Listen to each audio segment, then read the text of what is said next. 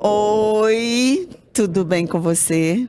Essa é quinta-feira, dia do melhor podcast do mundo, o Prosa Positiva. Sério, porém, divertido.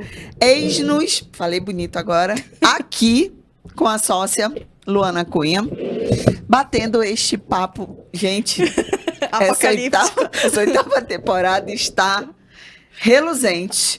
Mas para você que já nos segue, sabe disso, porque você assistiu o primeiro episódio. E para você que está chegando aqui agora, fica o convite, fica junto. Para você nos acompanhar nas temporadas passadas, é o @prosa positiva no Spotify e no YouTube. E nos visite e acompanhe nas redes sociais @perma.com. Exatamente. Nós estamos na oitava temporada, segundo episódio, parte 1. Gente, tem tudo um código aqui numérico, assim, numerológico, assim, sabe? Uma coisa astrológica no número e tal. Pois é, 821. E aí a gente está falando de um tema que eu jurava que não dava tanto caldo. Mentira, a gente já sabia que ia dar muito caldo. Ela só não esperava que eu fosse assim, tão Ela enfática. O último bloco, a gente, do primeiro episódio, a gente até passou, se prolongou um pouquinho além dos 30 minutos. Por que que a gente faz blocos de 30 minutos? Para ficar mais fácil para você nos acompanhar. E você poder nos ouvir ou nos assistir no intervalo do trabalho, na hora do almoço, antes de dormir, no trânsito. Então fica de boa e vem junto que só tem coisa bacana aqui. E nós estamos falando nessa oitava temporada de um tema bacana e bem animado pelo visto. Hoje, estudante ou acadêmico, e amanhã, psicólogos. Olha que legal. No final do ano, tem uma turma muito especial, que é a turma que colabora nesse episódio. Os meus colegas de turma de psicologia na FAMetro, nono período noturno. Beijo para vocês. Obrigada a quem enviou as suas perguntas. Obrigada, gente. Deu o maior coro aqui, a maior moral pra gente fazer essa oitava temporada de sucesso.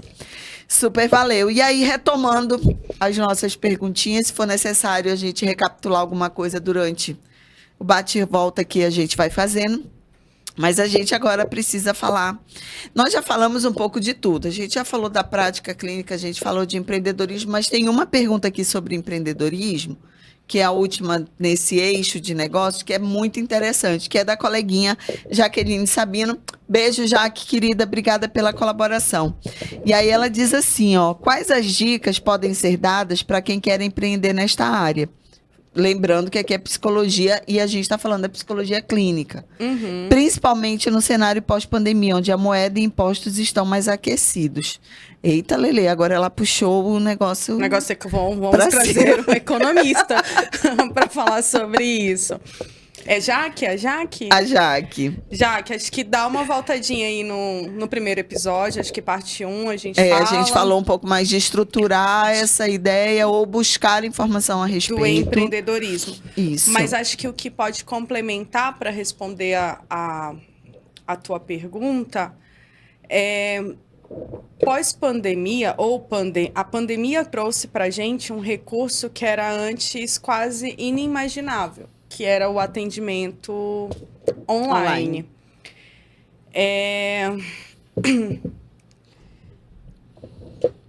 Ainda é algo que a gente está aprendendo a lidar. Eu acho que ele é, sim, muito efetivo, tá? Se você tem domínio, se você tem do outro lado um cliente ou um paciente, como, né, a sua abordagem queira reconhecê-lo, responsivo a esse modelo, mas o online ele pode diminuir o teu custo, porque você precisa de uma estrutura muito inferior do que uma estrutura física para fazer esse atendimento, e o que pode favorecer o valor da tua sessão.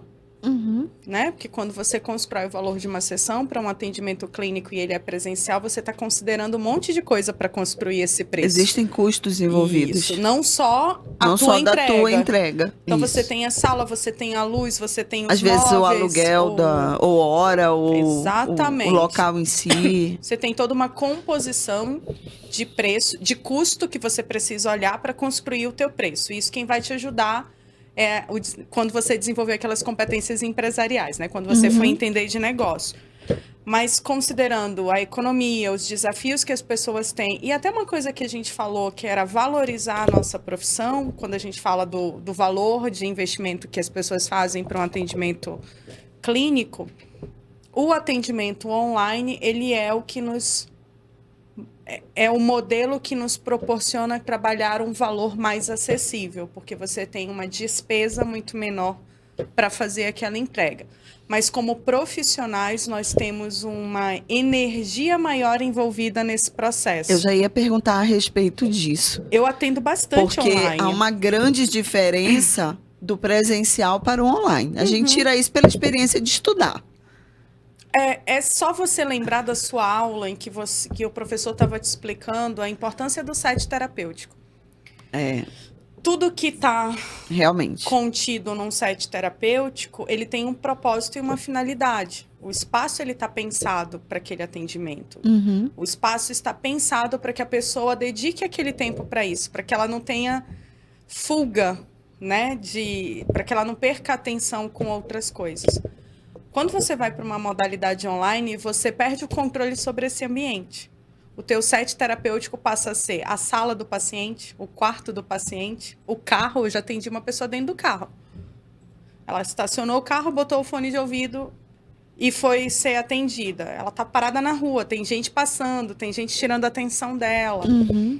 Ou ela tá em casa me atendendo do computador, ela tá com a tela aberta, mas daqui a pouco eu vejo que ela tá digitando, ela tá respondendo para alguém no WhatsApp. Tem alguém passando aqui atrás. Ela chegou uma mensagem, chamou a atenção dela. Então, a tua energia como profissional para trazer o teu paciente, o teu cliente para aquele momento, ela é muito maior. Outros skills são necessários. Outras habilidades são necessárias. Outros recursos você precisa aprender e a desenvolver.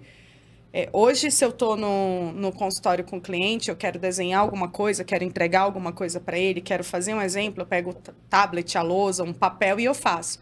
Se eu estou no computador, como é que eu faço isso? Você tem essa habilidade desenvolvida?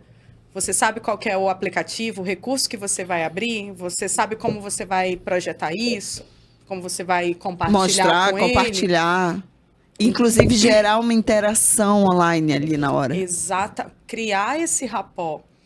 Criar essa conexão com o paciente, esse link com o paciente. É óbvio que na pandemia a gente não tinha a possibilidade de ter o primeiro contato presencial.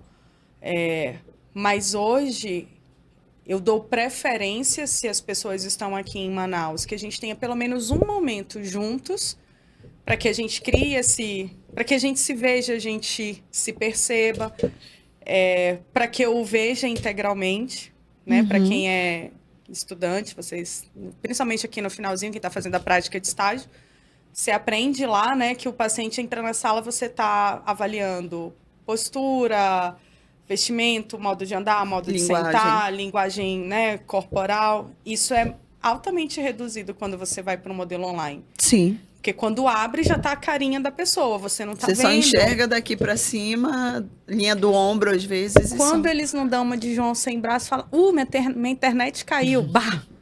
Aí, para no meio da terapia, você fica lá, caiu, saiu correndo. Porque ali ele pode sair correndo. É verdade. Ele pode fechar a câmera se não se sentir à vontade. Então, assim, são muitas outras habilidades. É mais barato e mais acessível, mas são muitas outras habilidades que o profissional precisa ter para conduzir esse processo.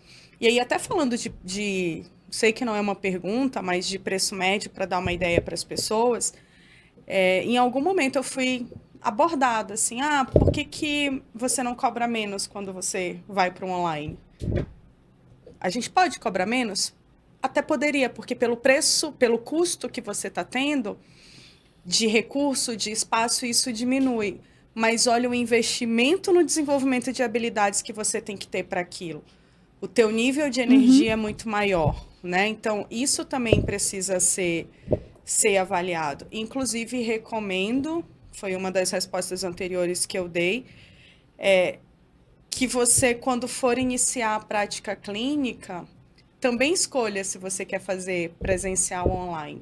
Porque cada um vai te exigir uma dinâmica diferente.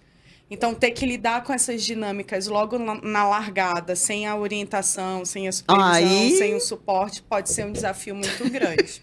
A gente já tem muita dúvida pairando. Considerar mais uma que realmente é real e é bem desafiador. Eu tenho, assim, pacientes que já... O nosso modelo de atendimento e aquilo que a gente acredita e de metodologia que a gente tem dentro da PERMA, ela trabalha uma curva de atendimento clínico que ela não se encerra quando a gente diminui sintoma, porque normalmente os pacientes vão com sintomas, vão adoecidos. O nosso trabalho na prática clínica da PERMA, ele começa quando eu reduzi esses sintomas, quando o paciente se percebe bem. Aquilo que eu vim resolver está resolvido. Ok, agora eu sou capaz de entregar muito mais para ele dentro da nossa prática, né, da TCC positiva. Cadê? Onde é que eu até me perdi, que eu me empolguei com essa parte. Sobre o investimento de energia do presencial para o online. Hoje eu tenho pacientes que estão no presencial, que eu já os conheço tanto, porque a gente já saiu da fase do adoecimento, a gente está na fase do florescimento. Que quando a gente vai para temas muito sensíveis, eles me pedem para ser online. Isso é um dado importante dentro do consultório, do manejo clínico. É pontual, assim, olha, quando a gente vai falar sobre isso, na próxima sessão ele não vem. Ou ele fala, pode ser online? Me requer um outro nível de habilidade, algumas coisas que talvez ele imagine que eu ia fazer com ele presencialmente, ele sabe que eu não vou ter como usar esse recurso. E aí ele dá essa escapadinha. Então, você precisa, assim, tá muito seguro para poder transitar entre o presencial e o online. Não quer dizer que você, exatamente, que você não possa experimentar. Vai lá. Inclusive, se você quiser começar pelo online, tá tudo bem, mesmo que ele vá te exigir um outro nível de competência.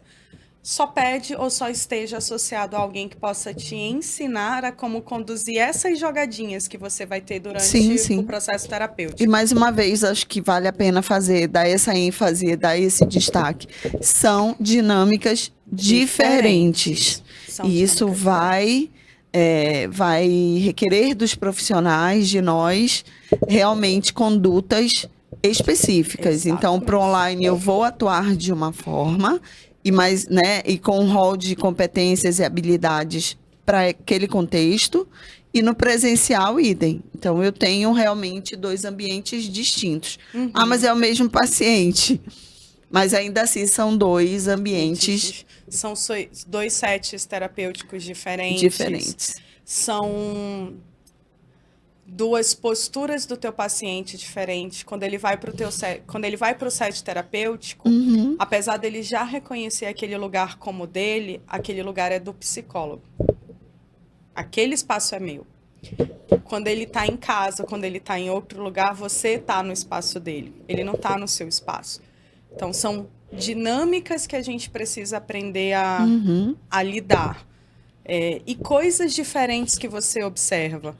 Né? Um paciente no online, ele pode estar contigo no celular e tá fazendo a terapia andando pela casa. Isso tem uma informação aí que você tem que considerar. Aí entra justamente o nosso olhar clínico para perceber, fazer essa leitura, interpretar e trazer essa informação para o processo. Dentro da sua abordagem. Da sua abordagem, sim. Exatamente. Próxima pergunta. Próxima aula. Gente, ainda tem questões aqui. Vou trazer... Eu acho que agora a gente entra num viés um pouquinho mais técnico, digamos assim. É agora que vai entrar no técnico? Tá ótimo. Manda aí. Nós temos ainda aqui algumas perguntinhas da Juliana e da Giovana Regina. Gil, beijo grande, saudade. Gil foi parceira nossa aqui na Perma Consultoria, e tem do Yu também. Eu vou pela perguntinha do Yu e a gente fecha o bloco com a pergunta das meninas. Legal. O Yu, que é um parceiro de estudo queridíssimo, trouxe o seguinte. Fãzão do Prosa Positiva. Promotor do Prosa, Lu lembrou, é isso tá mesmo. Em todas, só ligada Beijo nele. grande, Yu. Como atrair clientes para o consultório e quais os recursos ou mídias que mais facilitam essa questão dentro da área?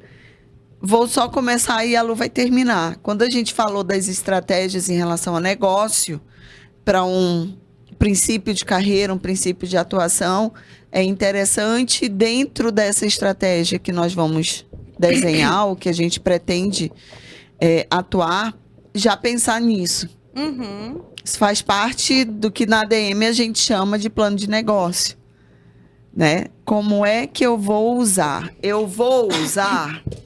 Aí vem hoje uma realidade, né? Que foi superestimada e é uma realidade com a pandemia, que é justamente o uso das redes sociais e a exposição do psicólogo para isso. Inclusive, que gera muitos memes e é de conhecimento público, né?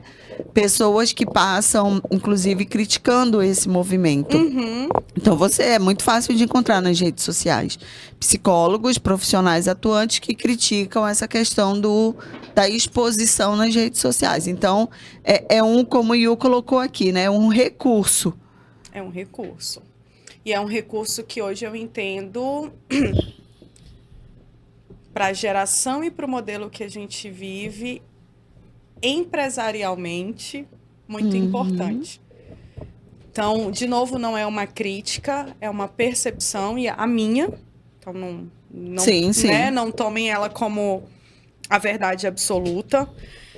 Mas, assim, profissionais que olham esse movimento mais de redes sociais, de mídias sociais, com um olhar de crítica mais denso, se a gente parar para analisar o perfil dessas pessoas, eles são profissionais mais maduros, tradicionais, estabilizados e autoridades na sua posição, que construíram a sua carreira num momento e num tempo muito diferente, onde esses recursos eles não eram recursos acessíveis.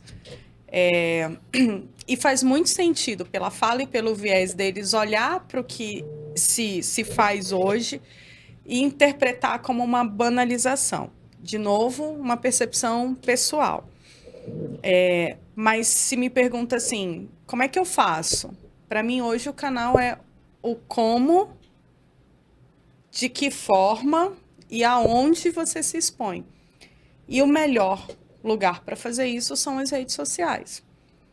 Então, para que eu me torne autoridade em alguma coisa, eu preciso aparecer. As pessoas estão cada vez menos consumindo jornal, as pessoas estão cada vez menos consumindo TV, né? Revista, livros físicos ou jornais físicos dessa natureza, e consumindo cada vez mais vídeos curtos, TikTok, conteúdo digital, Instagram, né? YouTube. Então, para que eu me posicione, é nesse lugar que eu tenho que estar, principalmente se eu estou começando a construir minha carreira. Então, psicólogos que têm redes sociais. As pessoas, elas se conectam com você, né? Elas compram você. Então, a forma como você se posiciona na rede social, e a gente fala isso para todas as profissões, inclusive, né? Aquilo que você compartilha, aquilo que você coloca diz muito sobre você. A convergência entre todos os canais que você utiliza. Mas é Facebook, tem caráter pessoal. Aí você vai lá e posta coisas, sei lá, íntimas, e usa uma linguagem que você acredita que é apropriada para aquela rede. Aí lá no Instagram você é comercial. Aí você adota uma outra postura. Lá no LinkedIn, você adota uma outra postura diferente. Aí você não é congruente. Isso, não tem a congruência nessa imagem profissional, nessa marca. Quando eu não sou congruente, quando o que eu digo não é congruente com o que eu faço, ao invés de eu conectar, eu desconecto com as pessoas. Então, o importante é que você se reconheça quem eu sou. Eu, Luana, sou mais humorada, sou mais informal, sou mais despojada. Que público vai conectar com isso e como eu vou fazer essa entrega? Porque na minha rede social é isso que você vai ver. Quem não segue a gente nas redes sociais, vai lá, segue a Perma e segue a minha Ana nas nossas redes pessoais. Esses conteúdos, eles se conectam, vocês vão ver lá que tem conteúdos profissionais, na sua grande maioria, mas se você for lá no Stories, tem o nosso cachorro, tem os desabafos aí do dia conectados de alguma forma com aquilo que a gente acredita, Sim. tem a nossa família, tem a nossa vida pessoal, tudo numa medida correta, né? Tudo num espaço correto. E tem a gente falando sobre as nossas especializações, né? Os nossos pontos. Se você abre um vídeo meu, ele tem um discurso e uma fala que combina comigo. Se a gente abre um vídeo seu, ele tem um discurso e uma Sim. fala que combina com você. Então, reconheça quem você é, escolha um nicho específico. Porque a internet tem 1 trilhão de pessoas. Você não vai conectar com todas elas. É o universo, né? Você vai conectar com aquele público que você escolher. Se você está falando para adolescentes, você vai conectar com adolescentes. Se você está falando com mulheres, você vai conectar com mulheres. Se você está falando com estudantes, você vai conectar com estudantes. Então, escolha a sua forma, quem você quer atingir, e comece a se posicionar dessa forma como autoridade dessa informação, daquilo que você está trazendo. Porque as pessoas elas vão te consumir por ali, provavelmente antes de chegar no teu consultório. Elas vão te consumir numa palestra, elas vão te consumir num podcast, elas vão te consumir numa fala que você deu como profissional em algum lugar, e elas vão procurar por você. Elas vão querer saber quem é você até chegarem a você. Isso. Então, desde já ser congruente com isso, se posicionar de uma forma adequada nesse sentido, é importante para que você possa construir esse seu modelo profissional, né, dentro da especialização, da carreira, do cliente que você quiser atingir. E aí eu acho que eu tenho uma contribuição também para deixar sobre esse ponto. Eu realmente, assim, eu não sigo profissionais de psicologia de agora, de 5 anos para cá, quando eu comecei a faculdade. Quem me conhece sabe disso, pode visitar o meu perfil no LinkedIn, Ana Cristina Jeffres, que você vai me encontrar lá. Essa semana, em sala de aula, eu estava conversando com um grupo de colegas, a gente estava em semana de prova, e aí chegamos mais cedo, estávamos conversando, e aí surgiu o assunto do LinkedIn. E aí eu falando da importância, um dos colegas só comentou, não, mas eu não estou procurando nada de trabalho agora. Eu disse, mas não necessariamente é para você procurar o trabalho. E sim você trabalhar conexões, networking, criar realmente uma rede de relacionamento ali. Mas aí, atrelado a isso, que eu não vou falar de LinkedIn aqui agora, ouvindo uma dessas pessoas que eu sigo, ela participou, eu sempre assisto, e claro, né, da pandemia para cá, quem não, né? Assiste congressos online, workshops, treinamentos. Então, tem uma instituição a nível Brasil que transmite vários congressos online de psicologia, cada um com um tema específico um dia inteiro, 10 palestrantes, a cada hora você está ouvindo um profissional diferente. E aí eu fui surpreendida pela penúltima, no sábado passado, pela penúltima palestrante do dia. Ela está recém-formada, inclusive aguardando a qualquer momento a liberação do CRP dela, para começar os atendimentos dela. E aí pediram, nos bastidores, no chat, a gente estava assistindo pelo YouTube, pediram as redes sociais dela. Coloca aqui o seu @ para a gente achar e seguir você. E aí ela explicou, disse, gente, eu tenho sim um perfil, ele está em construção. Então, se você for lá agora, você está vendo realmente assim o comecinho. Mas eu estou mexendo nele já tem 6 meses, então você não vai encontrar ainda conteúdo muito profundo. São testes que nós estamos fazendo, a gente está mexendo no layout e tudo mais. Eu lembrei disso agora, porque se a gente deixa para olhar isso só depois que forma, a gente perdeu um tempo valioso. Porque, por exemplo, a nossa prática de estágio, ela já é uma prática clínica.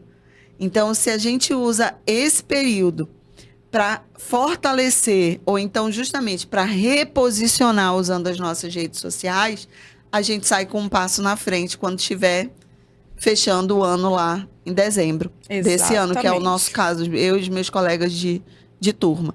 Então, não é deixar tudo para depois de formado. Depois que formar, a gente está fazendo estágio, é obrigatório, tem que fazer, senão não forma. Então, se não fosse isso, a gente não faria estágio agora? Como é que ficaria isso para depois? Então, esse posicionamento, essa questão que o Will trouxe, como é que a gente atrai? A gente atrai se expondo de alguma forma, e aí a Lu colocou de forma orientada a questão da responsabilidade. Existe um código de ética que vai olhar isso. Então, agora, não é correto, tanto é que eu tenho essa exposição e eu não digo que eu sou psicóloga, né? Eu sou acadêmica. Então, em nenhum momento está lá escrito no meu perfil, ou na minha fala, ou nos vídeos que eu digo que eu sou psicóloga. Ninguém está dizendo que cura, que resolve. Isso, exatamente. Então, ter o cuidado de como a gente efetiva essa entrega hoje já faz parte da nossa ética profissional. Eu acho que uma coisa que me preocupa... E hoje preocupa, é um tempo bom para a gente começar esse movimento. O que me preocupa...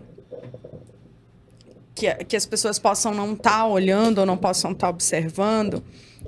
Até quando a gente fala desses profissionais mais tradicionais que olham para esse movimento e acham esse movimento ruim, errado, é que eu acho que você não precisa perder a tua essência. De novo, nós somos psicólogos, mas como empresários que nós somos da nossa carreira, né, como donos desse negócio, protagonistas, a gente precisa entender que o público ele conecta com a pessoa. Exatamente, bem lembrado. Ele vai conectar com a pessoa. E a pessoa não é a psicóloga. A Luana é a Luana, a psicóloga é a psicóloga. A Luana ouve BTS, mas a psicóloga também ouve BTS. Como é que eu junto isso aqui para fazer sentido para alguém? Como é que eu entrego isso? Então, essa estratégia da tua imagem, da forma de você ser quem você é, de você entregar a sua essência, ela também gera autoridade dentro do consultório. Isso valida o teu caráter profissional, o teu perfil profissional. É isso. Quem vai me procurar? Quem conecta com isso. Isso. Quem não conecta com isso não vai me procurar. Eu não quero todas as pessoas. Eu quero as pessoas que eu possa ajudar a resolver o problema e que se conectaram comigo. Lembra? Não é um psicólogo ruim, é o psicólogo que não conectou com você, que não tem a abordagem que você precisa. A gente não tem que resolver o problema do mundo. A gente está aqui disponível para resolver e ajudar e apoiar algumas pessoas. Por isso que a gente precisa de muitos psicólogos. Porque cada um tem o seu nicho, o seu espaço, tem com quem você conecta. A gente não está disputando nada com ninguém. E às vezes a gente ouve que o mercado está saturado. Em hipótese alguma. Para o nível de adoecimento que nós temos e para o crescimento vertiginoso das psicopatologias, né, advindas ou não da pandemia, agravadas pela pandemia, a gente tem mercado de trabalho. Para mim, o que falta é psicólogo. É psicólogo. Assim, todo ano saem 50. Todo ano sai 50, desses 50, 10 seguem, desses 10, 5 se posicionam bem, desses 5, 3 estão atuando dos 50 fortemente. Cai para 3. Então, encontre quem é você, qual que é a sua essência, o que está por trás disso, escolha a sua abordagem, defina o seu público e nas redes sociais, para atrair os clientes que conectam com você, torne isso congruente. Só que aqui tem o ponto talvez mais importante. Nós somos regidos por um código de ética. Esse código de ética diz o que a gente pode e o que a gente não pode. Aí, e a experiência, tá? Você encontra um cara de marketing que diz, vem aqui que eu vou te ajudar a vender esse negócio. Você vai vender feito água. Faz aí um grupo no WhatsApp, faz uma mega promoção, coloca que se a pessoa fechar... Isso funciona para quem? Para médico, para nutricionista, para esteticista. Isso funciona para psicólogo? Não, a gente tem um código de ética. Um código de ética que diz, eu posso falar o meu preço? Não. Eu posso dizer o que eu curo? Não. O que eu posso dizer? Qual que é a minha abordagem? Qual que é o meu CRP toda vez que eu me posiciono? Inclusive, essa identificação ela é obrigatória. Se você olhar, a gente tem 2 quadros semanais dentro da Perma, lá do nosso Instagram. Um chama Verdades com Amor e o outro chama Luto, outra palavra para o amor. O Verdades com Amor é meu e o Luto é da Ana. Se você olha a capa do Verdades com Amor, vai estar meu nome e meu CRP. Isso. Se você olha o posicionamento da Ana, não é de psicóloga. A Ana está fazendo uma entrega sobre um assunto que ela estuda. Como qualquer pessoa pode fazer isso. Isso. No momento que ela for se posicionar dentro desse campo e dessa atuação, ali vai ter um CRP e ela vai poder atender com relação àquilo. Hoje ela está entregando uma informação, mas ela está construindo uma imagem e se posicionando dentro daquilo que ela acredita. Que eu acho que pode ser um excelente exemplo para as pessoas do que elas podem fazer. E isso dá resultado porque, em algum momento nessa temporada agora que a gente está caminhando para finalizar, a Luana comentou assim: a Ana é estagiária hoje, mas tem lista de espera. Acreditem, não é brincadeira. É sério. É muito sério. É muito sério. Então, a gente vem nesse movimento há mais de um ano. Há um ano, exatamente, Verdades com Amor. Fechou um ano agora, né? A PERM está fazendo aniversário agora, dia 30 de abril, de 5 anos. Então, a gente já vem nas redes sociais há 5 anos. Então, Hoje, isso não é um trabalho de ontem, a gente criou ontem e hoje... Não é isso. Tem 5 anos. Este ano eu estou produzindo conteúdos, direcionando Informativos. de maneira, num caráter informativo, de acordo com o que eu estudo, com uma pretensão de atuar numa sub-área da psicologia e por aí vai, com toda a responsabilidade sobre esse conteúdo. Então, que isso é validado antes de ser postado. Exatamente. Não é assim, peraí que eu vou tirar da minha cabeça aqui alguma coisa sobre luto, vou lá e gravo bonitinho, sorrindo. Não. É levado a sério, porque eu sei que essa entrega, essa fala que eu vou construir, publicar, ela pode ter um impacto positivo, mas ela também pode ter um impacto negativo. E isso também está sob a minha responsabilidade. E aqui tem um ponto muito importante. Quando você se expõe na internet, você precisa estar preparado para o que você vai ver e ouvir. Inclusive para o que você não vai ver e não vai ouvir, porque não vai chegar em você, mas vai estar sendo falado. Para as críticas, para as pontuações, para aqueles que não concordam com o que você está falando. E a gente precisa entender que depois de publicado está no mundo. Não é só esperar a coisa fofa, não, hein? Ele tá no mundo. Então, estando no mundo, a gente está ali para o que der e vier. Por isso que estar num processo terapêutico te ajuda. Por isso que assegurar que você está atendendo ao código de ética e conduta da sua profissão te ajuda. E essa estratégia de se posicionar faz com que hoje os pacientes cheguem na PERMA, e falem assim: vi a Luana, quero ser atendida por ela. Por quê? Porque eles estão me ouvindo, vendo como eu penso, como que eu atuo. Eles já gerou uma conexão. Pode não ser isso? Pode. Uma coisa eu tô vendo a Luana ali na internet, num vídeo, numa chamada, achei interessante, bacana, me interessou. Vou lá. E eu chego lá no momento do acolhimento ou da terapia, eu digo, não era exatamente isso que eu queria. Não conectou. Mas, de alguma forma, isso atrai. Sim. E é a pergunta, como que eu atraio? Como que eu atraio, exatamente. De alguma forma, isso atrai. Então, quanto mais você faz isso, óbvio, de forma controlada e responsável, mais você pode criar essa conexão antes do paciente chegar no teu consultório. E lembrar que não somente pelas redes sociais. Lembra que a gente falou nos episódios passados, dessa 8ª temporada, as indicações, a rede de apoio entre profissionais. Eu não atendo, mas a minha colega atende. E eu tenho segurança em indicá-la. Por isso a importância da gente olhar para o colega de turma que está sentado na frente, atrás, ao lado, de observar e perceber ali a potencialidade das pessoas que estão se formando junto conosco. Então, tem outros caminhos também para a gente finalizar. Bom, acho que a gente está finalizando aqui esse bloco, chave de ouro. Não foi apocalíptico como o anterior. Ficou curioso? Volta lá, assiste o primeiro episódio e conta aqui depois pra gente. Mas a gente volta na próxima quinta para finalizar este episódio. E a gente conta com a tua presença e a tua companhia. Até lá. Até tchau, quinta. Tchau.